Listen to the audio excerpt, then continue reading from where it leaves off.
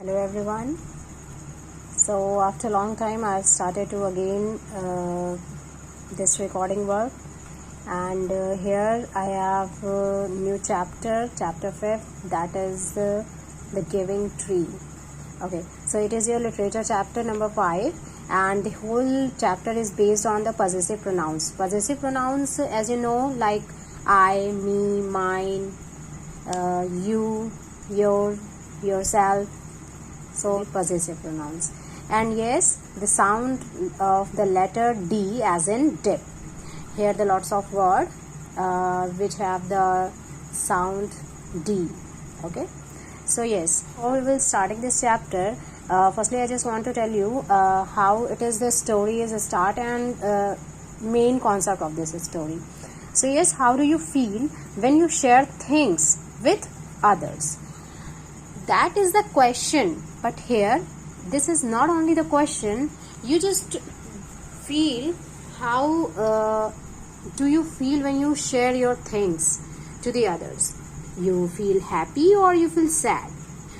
From the childhood, we always listen to or heard the things that sharing and caring is must. So yes, sharing our things sometimes give me sadness, but the lot of times it is happiness. So this is the main concept of this story. Okay, and so I'm going to start this chapter. So here the story is a tree or a little boy. A tree, that is the apple tree. Okay, so yes, a long time ago there was a huge apple tree. A little boy loved to come and play around it every day. He climbed to the treetop, ate the apples and took a nap under the shadow. And here I'm just want to tell you, ये बहुत पुराने मतलब बहुत पहले की बात है. There was a huge apple tree, कि वहाँ पर एक बहुत बड़ा सा apple tree था. Okay, now look at this picture. Yes, apple tree, और एक छोटा सा लड़का था जो वहाँ पर रहता था, और वो हमेशा प्लेग्राउंड उसी एप्पल ट्री के around ही खेलता था. Every day he go there. And yes, he climbed to the tree top. Climbed, here the meaning of climbed, it means got up, यानी और ऊपर चढ़ते जाना. And nap, it means a short sleep. And shadow, yes, shadow where the sunlight does not reach, और परछाई पड़ना, you know, shadow.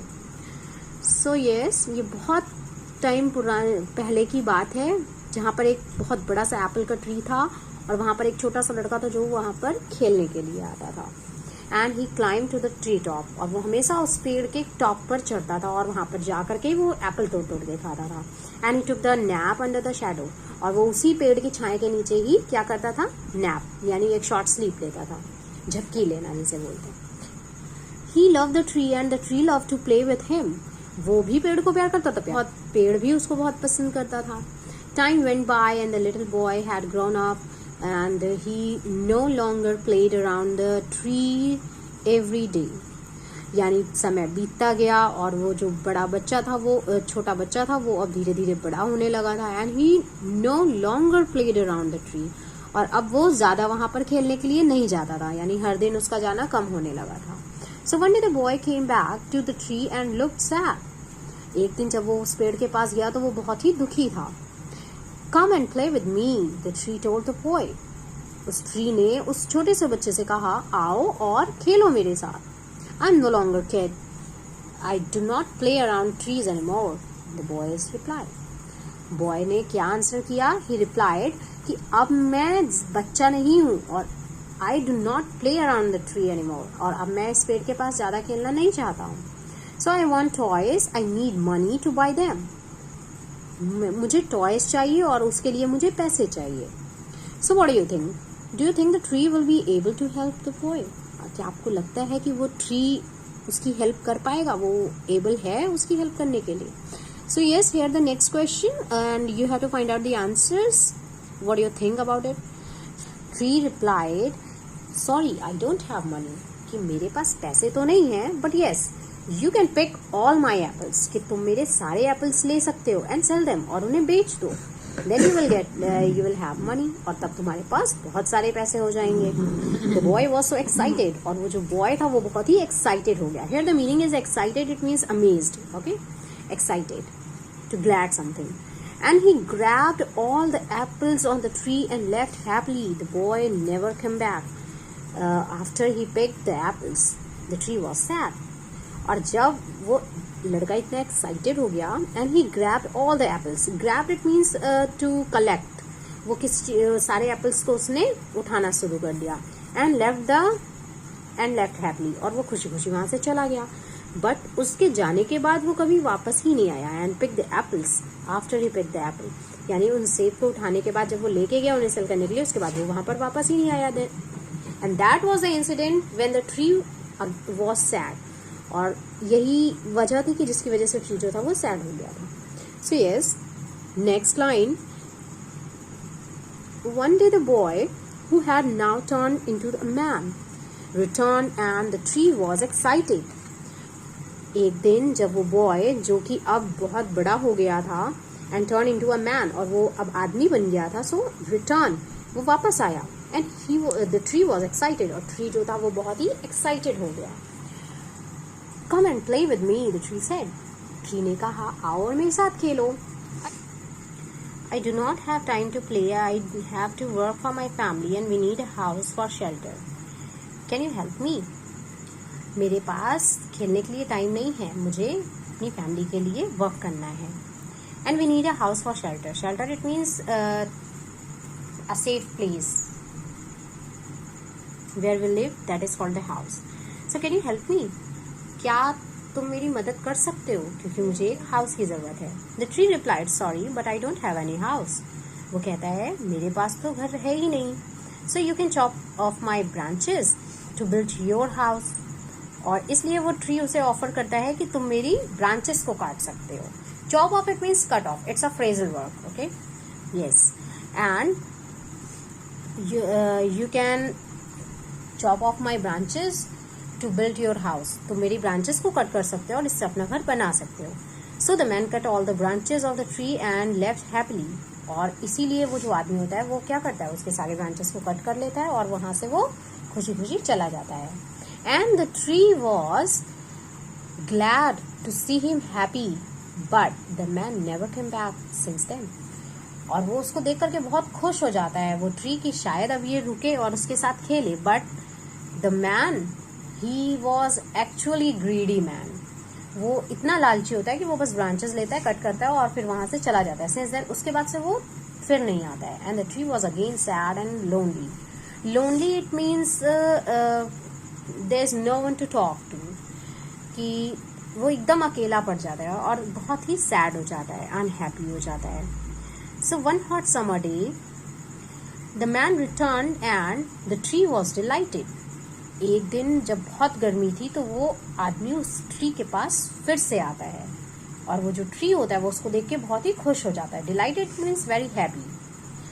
And come and play with me, the tree said. और tree उसको बोलता है, आओ और मेरे साथ खेलो. Then the man replied, actually not a man, that's a old man. Firstly the little boy who become a man and then after old man. So yes, it's a phases of time, ages, you know. So I am getting old. अब मैं बूढ़ा हो रहा हूँ. I want to go sailing to relax. Can you give me a boat? Asked the man. Man उस tree से पूछता है कि अब मैं बूढ़ा हो रहा हूँ और मुझे क्या करना है, मुझे अब सेलिंग करनी है. टू रिलैक्स, मैं रिलैक्स करना चाहता हूँ इसलिए मैं सेलिंग करना चाहता हूँ. सेलिंग इट मीन्स जैसे ड्राइविंग होती है कार के लिए, वैसे ही सेलिंग होती है बोट और शिप के लिए. So can you give me a boat, क्या तुम मुझे एक बोट दे सकते हो. Then the tree replied, use my trunk to build your boat and you can sail far away and be happy. तुम मेरे ट्रंक का यूज कर सकते हो और अपनी बोट बना सकते हो. And you can sail far away, और फिर तुम इससे बहुत दूर तक जा सकते हो. एंड बी हैप्पी, और खुश हो जाना. So the man cut the tree trunk to make a boat. और इसीलिए वो जो आदमी होता है वो उसके ट्री ट्रंक को कट करता है अपनी बोट बनाने के लिए. And he went selling and never showed up for a long time. और फिर वो उससे बोट बनाने के बाद उससे चला जाता है और फिर वो वहां पर कभी नहीं दिखता है, बहुत लंबे टाइम तक नहीं दिखता है। So finally the man return after many years, और अब वो कई सालों बाद आता है। Sorry my boy, but I do not have anything for you anymore. और इस बार ट्री कहता है, सॉरी, अब तो मेरे पास कुछ भी नहीं है तुम्हें देने के लिए। I am just an old stump, अब तो मैं सिर्फ एक ओल्ड स्टम्प रह गया हूँ। And no more apples for you, the tree replied. The tree said, अब मेरे पास एप्पल भी नहीं है। Then the man replied, no problem, I don't have my teeth to bite, कि मेरे पास तो अब दांत भी नहीं है उसे खाने के लिए। The man replied. So here it is a question, dash is the bottom part of a tree. What do you think? What we will fill here? A stump, a branch, or a leaf? So yes, the bottom part is a stump. No more trunk for you to climb on. अब तो मेरे पास कोई trunk भी नहीं है जिस पे तुम चढ़ के खेल सको, चढ़ सको। And the man said, I am too old for that now. और अब तो मैं इसके लिए बहुत बूढ़ा भी हो गया हूँ, because I couldn't climbed up. I really can not give you anything, the only thing left is my dying roots, the tree said with the tears. और फिर वो फाइनली ट्री उसको कहता है कि मेरे पास तो अब कुछ भी नहीं है तुम्हें देने के लिए, I have the only thing is my dying root, और अब सिर्फ मेरे पास ये डाइंग रूट्स ही रह गई हैं, वो भी बेजान हो चली हैं। And the tree said with tears, और ऐसा कहता है ट्री जब उसकी आंखों में आंसू आ जाते हैं। And the man replied, I do not need much now, just a place to rest. I am tired after all these years. The man replied. वो ओल्ड मैन बोलता है कि अब मुझे और कुछ भी नहीं चाहिए, just a place to rest. अब मुझे सिर्फ एक ऐसी जगह की ज़रूरत है जहाँ पर मैं क्या कर सकूँ, रेस्ट कर सकूँ। I am very tired. और अब मैं बहुत थक चुका हूँ इतने सालों में। So yes, turn over your page. Good. An old tree's trunk is the best place to lean on and rest. Come, sit down with me and rest. The man sat down and the tree was glad and smiled with tears. वो tree बोलता है, ये तो बहुत अच्छी बात है, the tree's trunk is the best place to learn to lean on and rest. और वो बोलता है कि ये जो ट्रीज ट्रंक है ये सबसे बेस्ट प्लेस है वहाँ पर बैठने और लेटने के लिए।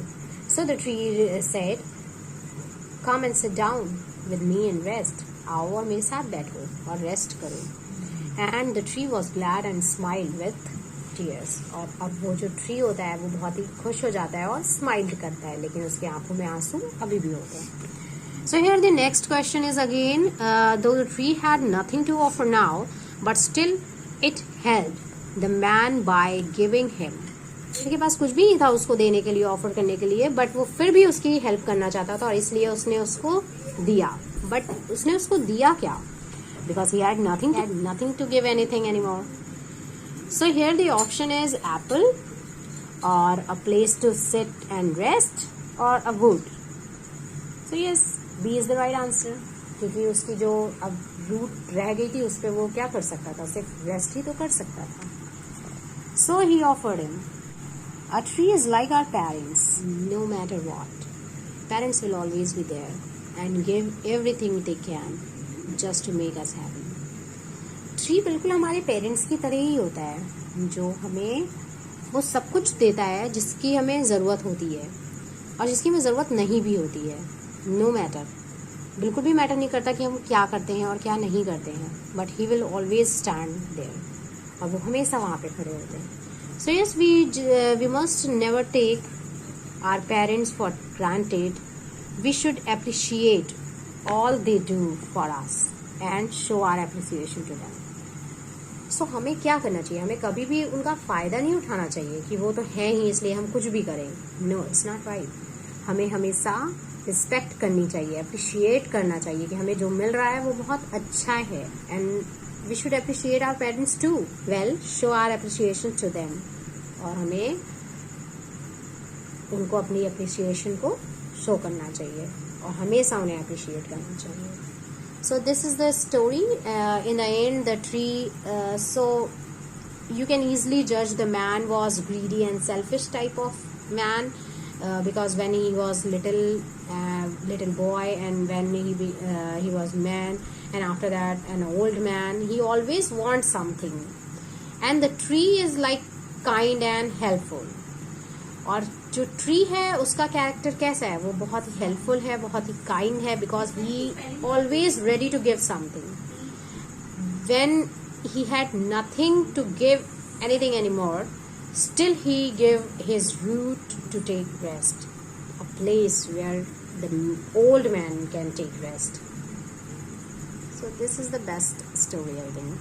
So yes, this story is written by the Shel Silverstein, and this is a good story. You can easily judge how the greedy person is like in the throughout the age, throughout the life, he just wants something, and a generous and a kind man who always giving something, you know. So yes, give and take.